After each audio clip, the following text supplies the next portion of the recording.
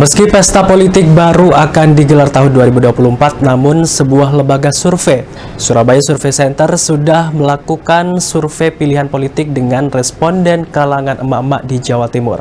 Hasilnya PDIP masih menjadi partai urutan pertama untuk top of mind. Sementara untuk ekstabilitas Capres dan Cawapres, nama Ganjar Pranowo menduduki urutan pertama. Meski pesta politik di Indonesia masih 2 tahun lagi, namun lembaga survei di Surabaya, yaitu Surabaya Survey Center atau SSC, sudah melakukan survei pada emak-emak di Jawa Timur. Dan berdasarkan hasil survei yang dilakukan dengan menggunakan metode Stratified Multistage Random Sampling, dengan margin of error kurang lebih 3% dan tingkat kepercayaan sebesar 95%, yang dilaksanakan mulai 1 hingga 10 Februari 2022, di 38 kabupaten di Jawa Timur dengan melibatkan responden emak-emak sebanyak 1.070. Partai politik yang dinilai emak-emak anti korupsi adalah PKS dengan perolehan 12,9%. Disusul PDIP dengan 10,4%, Demokrat 6,9%, dan Gerindra dengan 6,2%.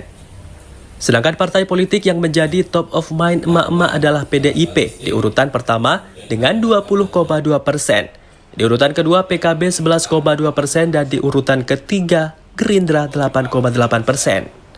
Iksan menambahkan untuk ekstabilitas Capres, Cawapres pilihan emak-emak nama Ganjar Pranowo berada di urutan pertama dengan angka 16,3%. Disusul Prabowo Subianto 15,6% dan nama mantan wali kota Surabaya Tri Risma Hari ini berada di urutan ketiga dengan 10,8%.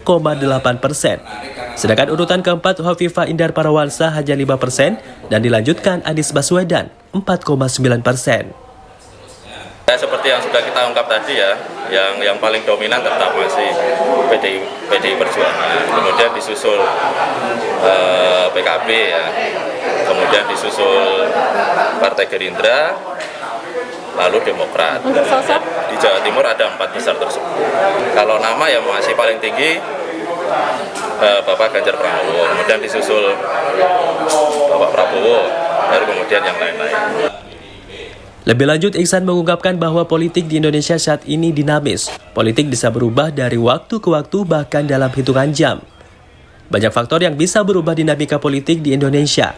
Di antaranya tergantung dinamika politik itu sendiri, intensitas komunikasi politik dari para tokoh politik, dan masih banyak lagi.